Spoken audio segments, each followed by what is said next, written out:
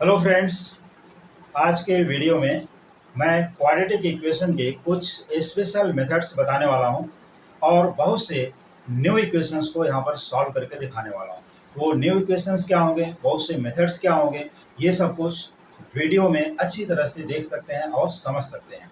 तो हम लोग यहाँ पर क्या करेंगे, सबसे पहले एक इक्वेशन को लेते हैं और वो इक्वेशन है यहाँ पर 3x² equal to 8 plus 2x। चलो, ये आज का पहला क्वेश्चन मैंने ले लिया और जैसा कि मैं यहाँ लिखा हूँ solution of quadratic equation by 3 methods.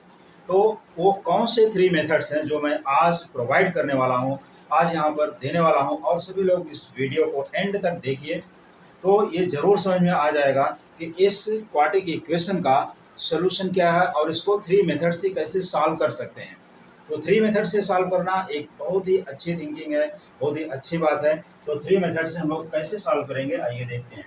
देखिए, यहाँ पर है 3x² equal to 8 plus 2x। तो पहले तो सबसे पहले हमें ये देखना है कि ये इक्वेशन स्टैंडर्ड फॉर्म में है या नहीं है।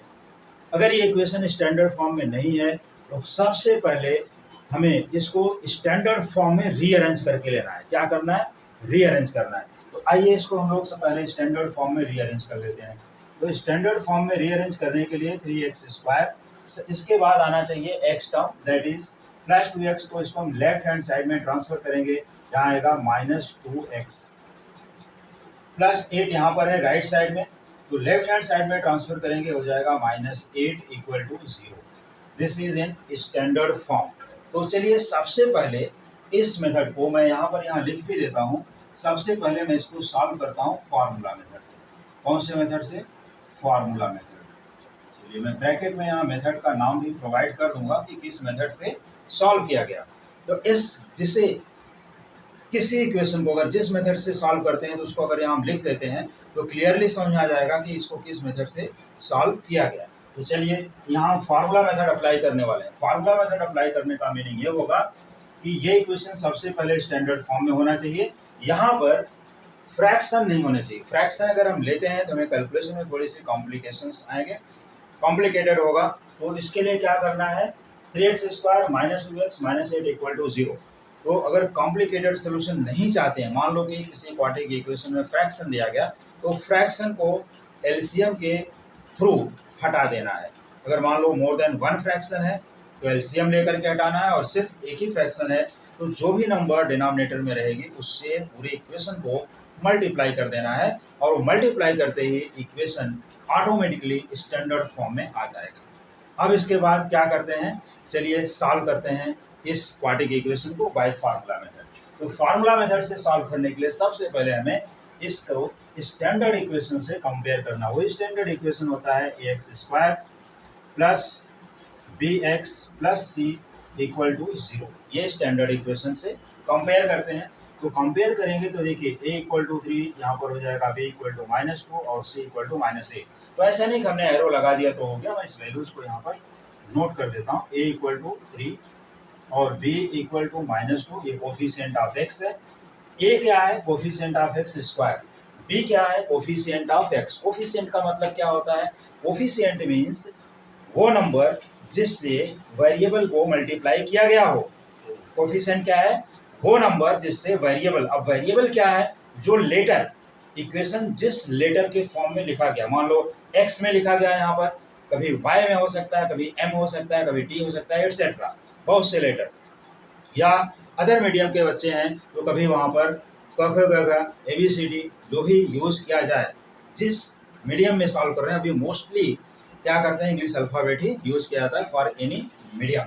तो अब क्या करेंगे, यहाँ पर A3 हो गया, B -2 हो गया, और C क्या होता है? C is constant term. तो कांस्टेंट टर्म में ये मिस्टेक ना हो कि अगर यहाँ पर नेगेटिव साइन है, जैसे कि इस इक्वेशन में है नेगेटिव साइन, तो C इक्वल टू 8 नहीं लेना है, C इक्वल टू -8, उसका साइन भी रखना है।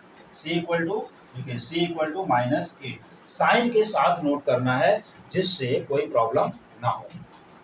और B का वैल्यू भी देखिए, ओनली 2 नहीं लेना है, -2। अगर नेगेटिव साइन है तो माइनस लिखना है, पॉजिटिव साइन है तो कोई बात नहीं, पॉजिटिव के लिए प्लस साइन लिखने की कोई जरूरत ही नहीं है। ओके, तो चलिए अब ABC के वैल्यूज आने के बाद हम लोग फाइंड करेंगे यहाँ पर डिस्क्रिमिनेंट क्या फाइंड करना होता है, डिस्क्रिमिनेंट। तो डिस्क्रिमिनेंट को यहाँ पर हम लोग लिख लेते हैं, चलिए डिस्क्रिमिनेंट। अब ये डिस्क्रिमिनेंट को कुछ जगह पर कैपिटल डी से दिखाया जाता है और कुछ जगहों पर डेल्टा, ये लेटर होता है ग्रीक लेटर, इससे भी दिखाया जाता है डेल्टा। देखिए ऐसा है, तो कभी डेल्टा से लिख सकते हो या तो कैपिटल डी। बोथ का मीनिंग क्या है, डिस्क्रिमिनेंट, दोनों की मीनिंग, कभी डी और कभी डेल्टा, दोनों का ही फॉर्मूला सेम है। ये डिस्क्रिमिनेंट डी जो है बी स्क्वायर माइनस 4ac, ये इसका formula, b square minus 4ac। Delta का भी फार्मूला सेम है, यहाँ पर बी स्क्वायर माइनस 4ac भी है। तो दोनों ही जगह देख सकते हो कि फार्मूला सेम है, तो डी लिखो या डेल्टा लिखो, B square minus 4ac value तो एक ही देने वाला है ना, तो डी लिखो या डेल्टा लिखो, वैल्यू तो हमें सेम मिलने वाली है, तो उससे कोई फर्क नहीं पड़ेगा। तो चलिए हमने यहाँ पर डी यूज कर दिया, डी फॉर डिस्क्रिमिनेंट, तो यहाँ डी ही यूज कर लेते हैं। अब इसके बाद यहाँ क्या करते हैं, डी का वैल्यू निकाल लेते हैं, डी इक्वल्स बी स्क्वायर। तो बी स्क्वायर यहाँ क्या है, बी का वैल्यू है -2, तो अगर बी की वैल्यू यहाँ -2 है तो इसे हमें यहाँ सब्स्टिट्यूट करके होल स्क्वायर कर देना है, -2 स्क्वायर -4 इंटू ए इंटू सी, ए का वैल्यू क्या है 3 और सी का वैल्यू क्या है -8, -8 है यहाँ पर, तो -8 लिख देना। देखिए सी का वैल्यू कितना है -8। अब इसको सिंपल मेथड से स्क्वायर कर लो, मल्टीप्लाई करो, ये देखो फटाफट, -2 का स्क्वायर किया 4 आ गया, और यहाँ पर 4 इंटू 3 12, 12 इंटू 8 96, और माइनस माइनस मल्टीप्लाई करना नहीं भूलना है क्योंकि ये होता है प्लस, यहाँ पर हो गया 96। अब 4 प्लस 96 तो सभी को आता है 100 होता है, ये 100 लिख दिया। इससे द वैल्यू ऑफ डेल्टा, ये वैल्यू क्या है, डिस्क्रिमिनेंट, जिसको हम डेल्टा बोलते हैं, डिस्क्रिमिनेंट। तो वैल्यू ऑफ डी मिल गया। अब डी मिलने के बाद क्या करना है, अब हमें यहाँ पर फार्मूला लिखना है। क्या लिखना है, फार्मूला, क्योंकि हमने यहाँ लिखा ना फार्मूला मेथड। तो कौन सा फार्मूला है जो इस इक्वेशन को सॉल्व करेगा, वो फार्मूला यहाँ पर है, सिंस लिख देते हैं x equal to -b plus minus root over. अब यही वैल्यू यहाँ पर d लिख देना है, या तो अगर d लिखे हो तो d लिखो, डेल्टा लिखते हो तो डेल्टा लिखो, और अगर दोनों में से कुछ भी नहीं लिखना है तो इनके वैल्यूज लिख देना है, बी स्क्वायर माइनस 4ac, तो भी चलेगा। सब जगह से हमें सेम आंसर आने वाला है, डी लिखो, डेल्टा लिखो, बी स्क्वायर माइनस 4ac लिखो, कोई फर्क नहीं पड़ेगा, आंसर पे कोई इफेक्ट नहीं है। अब इसके बाद होल डिवाइडेड बाई 2a, ये रहा इसका फार्मूला, इसी को बोलते हैं फार्मूला। और ये फार्मूला इंडियन मैथमेटिशियन श्रीधराचार्य के द्वारा दिया गया है। सबसे पहले श्रीधराचार्य जी ने इस फार्मूला को प्रूफ करके दिखाया था कि अगर कोई भी क्वाड्रेटिक इक्वेशन किसी भी मेथड से, फैक्टराइजेशन या अदर किसी भी मेथड से सॉल्व नहीं होता है तो उसको इस फार्मूले से सॉल्व कर सकते हैं। यहाँ तक कि जिसमें वैल्यू ऑफ डी नेगेटिव आती है उससे भी ये सॉल्व हो जाते हैं, लेकिन फिर वहाँ पर एक इमेजिनरी नंबर कंसिडर करना होता है जिसको बोलते हैं आयोटा, जिसकी वैल्यू होता है √(-1). वो हम बताएंगे आगे के वीडियोज में, आज के वीडियो में मैं उसको नहीं लेने वाला हूँ, क्योंकि जब डी निगेटिव होगा, मान लो अभी ये डी पॉजिटिव है, तुम्हारा स्क्वायर रूट इसलिए आ जाएगा। मान लो स्क्वायर रूट नहीं भी आता तो उसमें सपोज करो अगर यहाँ पर कुछ 75 आ गया होता, 100 तो परफेक्ट स्क्वायर है, अगर यहाँ 75 आ गया होता तो क्या करते, 25 इंटू 3 5√3 लिख देते, ठीक। और अगर वही -75 आ जाए, बी स्क्वायर माइनस 4ac, ये बहुत से ऐसे मेनी इक्वेशंस हैं जिसमें नेगेटिव आएगा, तो नेगेटिव इक्वेशंस अगर आ गए तो क्या करोगे, तो वहाँ पर हमें एक आयोटा यूज करना होगा, स्मॉल आई, उसकी वैल्यू होती है √(-1). लेकिन आज के वीडियो में मैं सिर्फ इतना इंट्रोड्यूस करूंगा कि आयोटा का मीनिंग है √(-1), लेकिन इसके बाकी के जो यूजेस हैं, वैल्यूज क्या होंगी, इस इक्वेशन को सॉल्व कैसे करेंगे, ये सब चीज़ें मैं अगले वीडियो में बताऊंगा, जब उसमें सिर्फ और सिर्फ नेगेटिव डिस्क्रिमिनेंट आएंगे। ऐसे वीडियो में जिसमें सिर्फ नेगेटिव, तो एक वीडियो में ऐसा देने वाला हूँ जिसमें जो डिस्क्रिमिनेंट है, ये डी का वैल्यू सिर्फ नेगेटिव ही नेगेटिव रहेगा। वो वीडियो को जरूर देखना, और वो जल्द ही मैं अपलोड करने वाला हूँ। तो ये हो गया formula, x equal to -b plus -√(d) upon whole divide by 2a। अब वैल्यूज पुट करने का टाइम आ गया है फ्रेंड्स। तो चलिए अब यहाँ पर हम ये डेल्टा को हटा देते हैं, क्योंकि हमने डेल्टा नहीं लिखा है, तो ये हटा दिया, चलिए ठीक है। अब इसके बाद x की वैल्यू निकालने का टाइम आ गया, परफेक्ट टाइम। तो x की वैल्यू क्या होगी, तो x इक्वल्स -b तो पहला तो एक माइनस यहाँ पर है। अब b की वैल्यू को देखते हैं क्या है, b इज -2, b की वैल्यू क्या है -2, तो यहाँ पर -2 ही रख लेना है। अब इसे माइनस माइनस टू ऐसा फ्री थोड़ी रखते हैं, अगर माइनस आ गया तो यहाँ ब्रैकेट यूज करते हैं, प्लस माइनस रूट ओवर क्या लिखा गया d, d is what 100, d का वैल्यू कितना है 100 एग्जैक्टली, तो यहाँ पर 100 लिख देना है और whole divided by 2a, a का वैल्यू क्या है 3 है, ये कितना है a इक्वल्स 3, तो चलिए इसको भी यहाँ रख देते हैं, 2a है तो 2 into 3।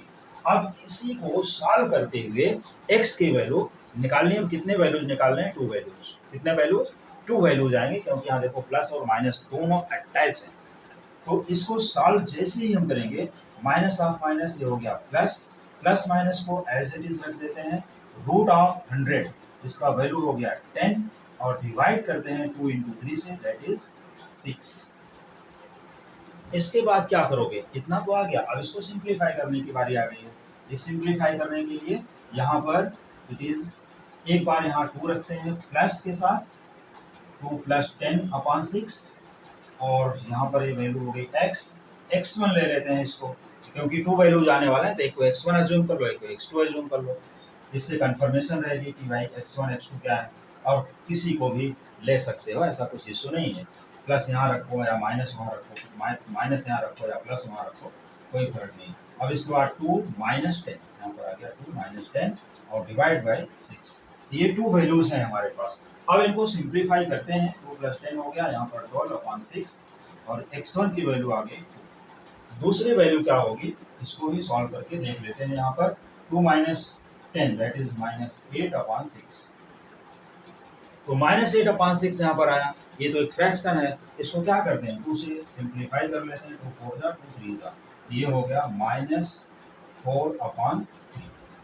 रूट्स ऑफ x या वैल्यूज ऑफ x, तो हमारे पास 2 वैल्यूज आई हैं, कौन कौन सी, x values of x are, यहाँ मैं एक इसको रेक्टेंगुलर ब्रैकेट में क्लोज करके दे देता हूँ, बोथ वैल्यूज यहाँ देख सकते हो, 2, -4/3, ये 2 वैल्यूज हैं हमारे पास, कि 2, -4/3, इन्हीं को x1 x2 बोल सकते हैं, रूट्स बोल सकते हैं, वैल्यूज ऑफ x बोल सकते हैं, सोल्यूशन सॉल्व फॉर x बोल सकते हैं, जो भी पूछा गया क्वेश्चन में सब कुछ यही है।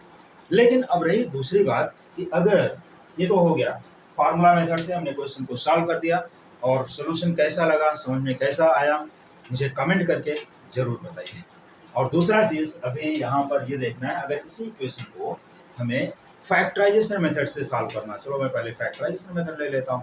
अगर इसी इक्वेशन को फैक्टराइजेशन मेथड से सॉल्व करना है तो क्या करेंगे, चलिए देखते हैं इसको। तो उसके लिए अब यहाँ पर इसको सब हटा देते हैं, तो फिर से अब यही फैक्टराइजेशन मेथड का क्या यूज़ है और उसको कैसे सॉल्व करते हैं फैक्टराइजेशन मेथड, और उसके बाद फिर मैं बताने वाला हूँ एक बहुत ही इम्पॉर्टेंट मेथड जो है कंप्लीटिंग स्क्वायर मेथड। ये तीनों मेथड से किसी भी क्वाड्रेटिक इक्वेशन को सॉल्व किया जा सकता है, और जो भी क्वाड्रेटिक इक्वेशन फैक्टराइज नहीं होंगे तो उसके लिए हम लोग यूज करते हैं फार्मूला, क्योंकि ये फार्मूला मेथड क्या था, एक तरह से फार्मूला मेथड जो है बहुत ही यूजफुल मेथड है, किसी भी क्वाड्रेटिक इक्वेशन को फार्मूला मेथड से सॉल्व कर सकते हैं। लेकिन एवरी क्वाड्रेटिक इक्वेशन को फैक्टराइजेशन से सॉल्व नहीं कर सकते, क्योंकि कुछ नंबर्स ऐसे भी आने वाले हैं कमिंग क्वेश्चंस में जो स्प्लिट नहीं होते, फैक्टराइज नहीं होते, उनके लिए हमें स्पेशली ये फार्मूला मेथड ही यूज करना होगा।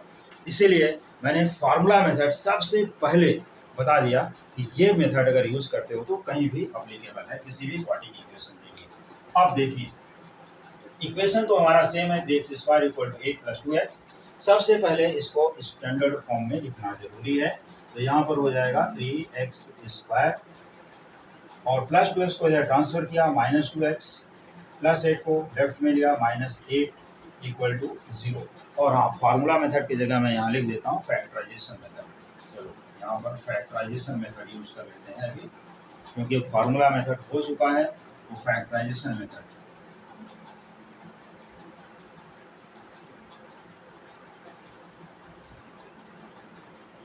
ये फैक्टराइजेशन मेथड से सॉल्व होगा। तो फैक्टराइजेशन मेथड से कैसे सॉल्व करते हैं, आइए देखते हैं।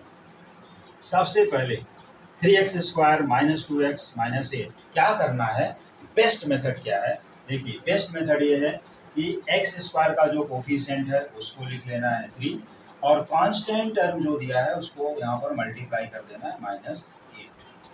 सिर्फ नंबर्स यूज करना है, लेटर्स नहीं यूज करना है। तो 3 इंटू -8 कर दिया, ये आ जाता है -24। अब ये -24 को ऐसे टू नंबर्स में ब्रेक करना है, टू नंबर में स्प्लिट कर देना है जिसका डिफरेंस -2 होना चाहिए।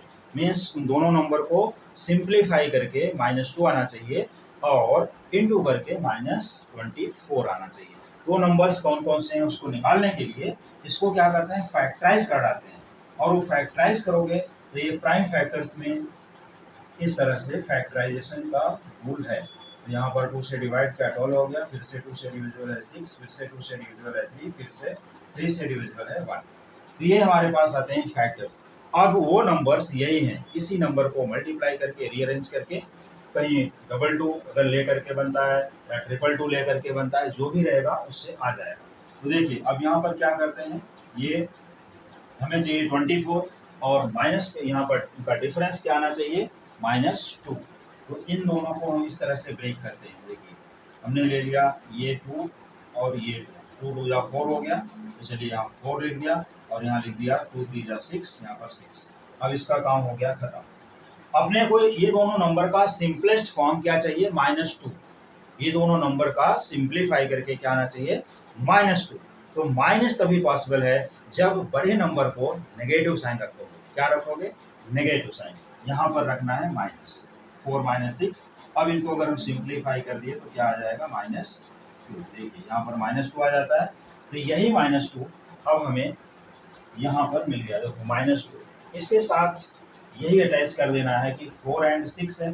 तो अब क्या करते हैं कुछ लोग, जैसे कुछ लोग यहाँ पर 3x², ये पूरा का पूरा टर्म लिख लेते हैं, ठीक है, ये पूरा लिख लिया 3x²। इसके बाद क्या, इंटू -8, तो 24x² आता है। और ये x² को दो पार्ट में ब्रेक करोगे तो 4x एंड 6x हो जाता है। तो ये बहुत ही क्लोज है, तो मैं 2 लिख देता हूँ, 4x एंड -6। तो ये टर्म यहाँ से हो गया और ये इधर से हो गया, ठीक है।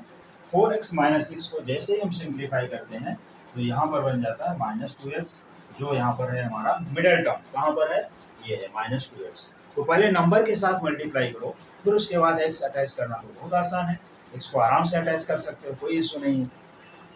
तो x को अटैच करने के बाद अब हम लोग क्या करेंगे, जैसे अटैच करते हो इसके बाद ये टर्म -2x की जगह पर ये दोनों आ जाएंगे 4x एंड -6। इन दोनों में पहले कोई भी लिख सकते हो।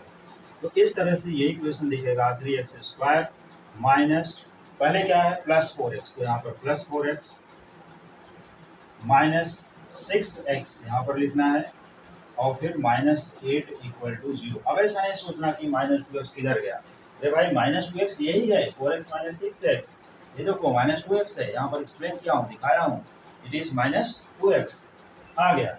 अब इसके बाद इन दोनों को कर लेना है पेयर्स में, फर्स्ट 2 एंड लास्ट 2, और कर लेना है कॉमन। अब इन दोनों में क्या कॉमन है, 3 में 4, 4 में 3 है, नहीं है, 3 में 4 है, नहीं है। तो अब x तो है, x को कॉमन किया, चलो x को कॉमन किया है, एक x निकल गया तो क्या बचता है 3x, प्लस यहाँ से x निकल गया तो क्या बचता है 4। अब इन दोनों में क्या कॉमन है, देखो यहाँ x है यहाँ नहीं है, तो x को ले ही नहीं सकते। अब दूसरी चीज आती है कि इन नंबर्स में क्या कॉमन है, वो नंबर्स में क्या कॉमन है यहाँ बताएगा। हमने देखो यहाँ 2 × 2 क्या था, यहाँ 2 × 3 थे, 1 2 दोनों में कॉमन है, ये वाला 2 नहीं, ये नीचे वाला, ये वाला बीच वाला। तो ये 2 2 कॉमन है, तो यहाँ पर दोनों का साइन नेगेटिव है, -2 कॉमन किया और क्या आएगा, जो इस ब्रैकेट में है वही यहाँ आएगा, लेकिन 2 से डिवाइड करके देखो, 2 3 जा, यहाँ पर हो जाता है 6, तो यहाँ 3x आ गया, और ये 2 4 जा 4 बता रहा है, यहाँ पर +4 और =0। ये फैक्टराइजेशन मेथड से आ जाता है। अब देखो ये दोनों ब्रैकेट की वैल्यू क्या है, सेम है। अगर ये दोनों ब्रैकेट्स की वैल्यू सेम है तो इन दोनों को फिर से हम क्या करते हैं, कॉमन कर लेते हैं। ये देखिए 3x +4 और यहाँ पर x -2, रिमेनिंग पार्ट यहाँ आ गया, x -2 = 0। अब इसके बाद इधर 3x +4 = 0 और x -2 = 0। तो 3x +4 = 0 अगर है, 3x +4 = 0 है तो क्या हो जाएगा, 3x इक्वल टू -4, तो x इक्वल टू -4/3, ये 3 को इधर ला के डिवाइड कर दिया। देखो पहले वाले में हमने जब फार्मूला मेथड से किया था तो भी यही आंसर आया था -4/3, और दूसरे पार्ट से इसका जो सोल्यूशन आएगा यहाँ पर x इक्वल टू -2 को ट्रांसफर किया राइट में, आ गया x इक्वल टू, तो फिर से जो रूट्स हैं इसके -4/3 एंड 2 वही रूट्स मिल रहे हैं, वही आंसर आया। हमने इसको किया फैक्टराइजेशन मेथड। अब एक मेथड और बचता है जो है कंप्लीटिंग स्क्वायर मेथड। उस मेथड का नाम क्या है? Completing square method. तो चलिए अभी इस मेथड को हटा देते हैं, नहीं तो मैं यहाँ पर साइड में सॉल्व कर देता हूँ, ऐसा कुछ इशू नहीं है, सिर्फ मेथड का नाम चेंज हो जाएगा bye completing square method. Method का नाम भी हटा दिया, सब कुछ हटा दिया, ये नोट डाउन हो गया, यहाँ पर इसको पढ़ा रहने देते हैं। अब देखते हैं उसका आंसर क्या आता है कंप्लीटिंग स्क्वायर मेथड से। इसी इक्वेशन को सॉल्व करते हैं। 3x², चलिए मैं यहाँ पर डायरेक्टली इसको नंबर 3 कर देता हूँ क्योंकि ये दूसरा मेथड था, यहाँ से नंबर 2 हो गया। सेकंड क्वेश्चन, ये थर्ड क्वेश्चन हो जाएगा। तो स्टैंडर्ड फॉर्म ही डायरेक्ट लिख लेते हैं क्योंकि मैं 2 बार बता चुका हूँ कि स्टैंडर्ड फॉर्म कैसे लिखना है, रीअरेंज करना है। तो स्टैंडर्ड फॉर्म में रीअरेंज किया हुआ है, वही यहाँ पर लिख लेते हैं। 3x² -2x -8 equal to 0। और सॉल्व किस मेथड से करना है वो मेथड का नाम भी मैं यहाँ दे देता हूँ, बाय किससे? Completing square method.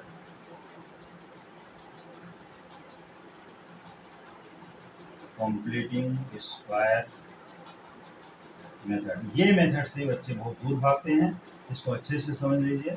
तो कंप्लीटिंग स्क्वायर मेथड से जब भी हमें सॉल्व करना होगा तो आसानी से इस तरह से सॉल्व कर सकते हैं। ये कंप्लीटिंग स्क्वायर मेथड यहाँ पर है। कंप्लीटिंग स्क्वायर मेथड में सबसे बेस्ट रूल जो है वो मैं बताने वाला हूँ, ध्यान दीजिए। पहला काम तो coefficient of x² must be 1। तो यहाँ देखते हैं कि कोफिशिएंट x² के साथ कोई नंबर नहीं होनी चाहिए, 1 को छोड़कर कोई भी नंबर नहीं होनी चाहिए।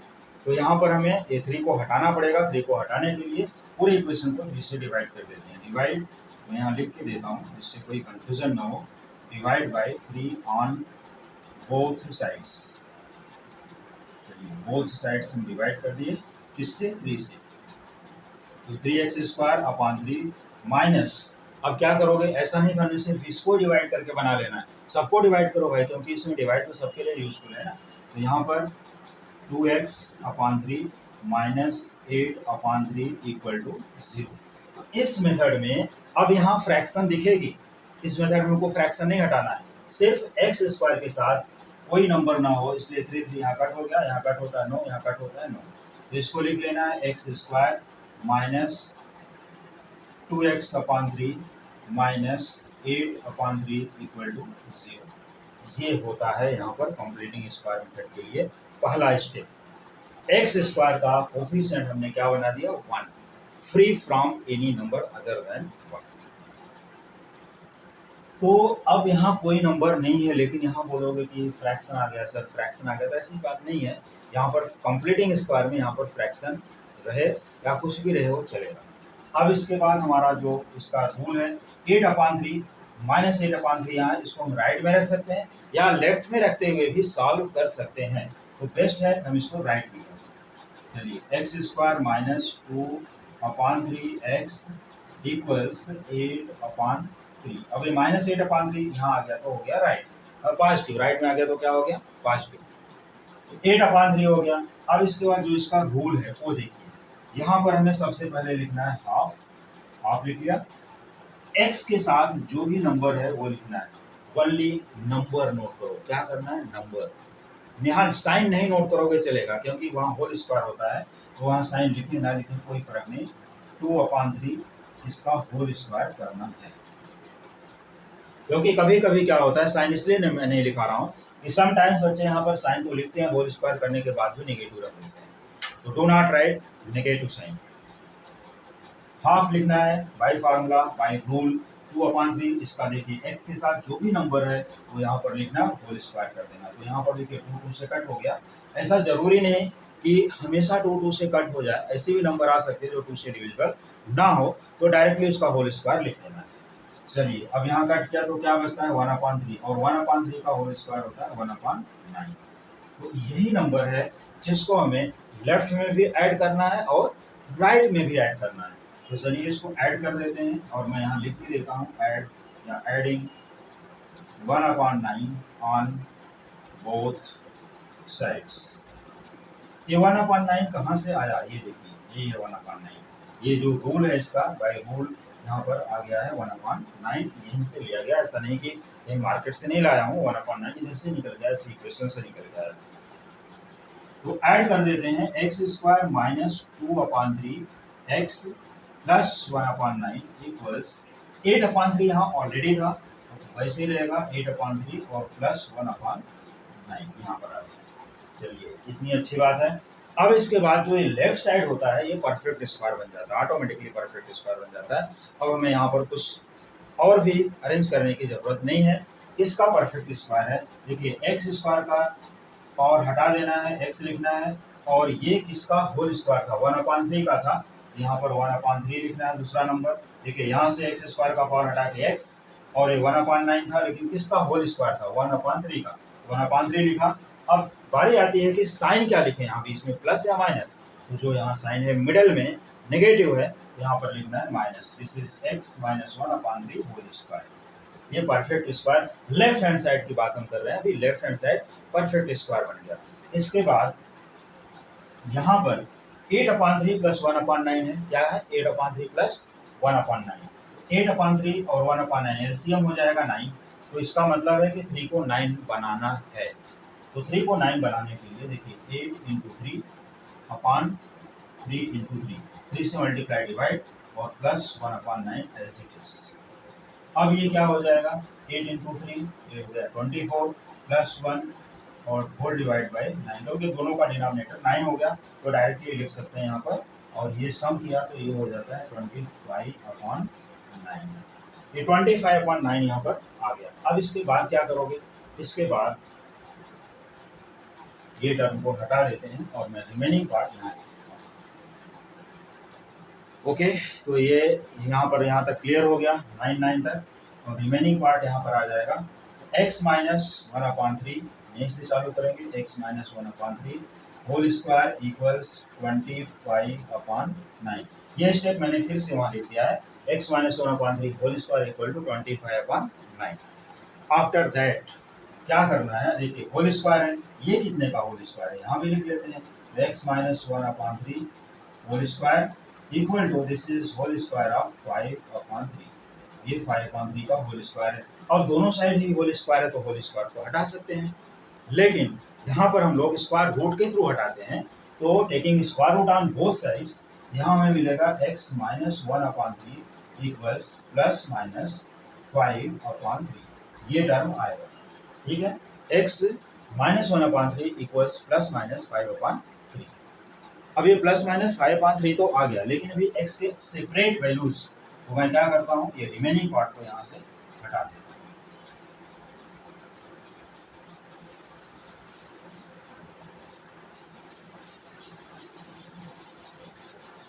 रिमेनिंग पार्ट को हटा दिया तो इसका जो रिमेनिंग पार्ट है आसानी से यहाँ सॉल्व कर सकते हैं। x माइनस 1/3 इक्वल्स प्लस 5/3 लेते हैं, मीन्स 5/3, और दूसरा पार्ट आएगा x माइनस 1/3 इक्वल्स माइनस 5/3। ये 2, क्योंकि हमें कितनी वैल्यूज मिलेंगी, 2 वैल्यूज मिलेंगी, तो यहाँ पर 2 times x equal to this, x equal to this. तो यहाँ पर अब इसको सॉल्व करें तो x इक्वल्स माइनस 1/3 को राइट में ट्रांसफर कर देते हैं 5/3, और ये माइनस 1/3 यहाँ हो जाएगा प्लस 1/3, और इसको जैसे ही सॉल्व किया 5 प्लस 1 6/3, आंसर आ जाता है 2। और यही आंसर था हमारा पहले मेथड में, दूसरे मेथड में भी यही आंसर था। देख लीजिए x equal to 2, x equal to 2, ये देखिए मेथड कोई भी हो आंसर तो सेम होगा। दूसरा मेथड, दूसरा आंसर क्या है, दूसरा आंसर है देखिए x equal to minus 5/3, minus इधर आएगा तो प्लस हो गया 1/3, और -5 प्लस, दोनों का डिनोमिनेटर सेम है तो सिर्फ न्यूमरेटर को सिंप्लीफाई कर लेते हैं, ये हो जाएगा -5 प्लस 1 दैट इज -4, कितना हो गया -4, तो -4/3। अब ये -4/3 देखते हैं क्या पहला आंसर था, ये देखिए इधर भी वही है -4/3, और पहले मेथड से जब हम लोगों ने सॉल्व किया था फार्मूला मेथड से, तो वहाँ पर भी यही आंसर आया था -4/3। तो यही हो गए इसके रूट्स या वैल्यूज ऑफ x, इसी को x1 x2 किसी को भी इसको x1 x2 बोल दें या इसको x1 x2 बोल दें, किसको भी बोल दीजिए, रूट्स इनके जो करेक्ट आंसर है वैल्यूज सेम होनी चाहिए। x1 x2 हम किसी को भी बोल सकते हैं। तो x इज -4/3 और x इक्वल टू 2। यहाँ भी देखिए x is -4/3, x equal to 2, answer is same. तो किसी भी मेथड से सॉल्व करें आंसर सेम मिलेगा। तो मैंने एक ही क्वाड्रेटिक इक्वेशन को 3 मेथड से सॉल्व करके दिखा दिया। लेकिन अभी ऐसे बहुत से क्वाड्रेटिक इक्वेशन हैं जिनको हमें रीअरेंज करके सॉल्व करके दिखाना बाकी है। तो ऐसे अदर इक्वेशन, जैसा कि मैंने बताया कि अगर डिस्क्रिमिनेंट फार्मूला मेथड में नेगेटिव हो जाता है तो उसको कैसे सॉल्व करेंगे, ये सभी कुछ मेथड देखने के लिए बने रहिए अपने पसंदीदा चैनल पर और देखते रहिए coming videos. Thank you so much.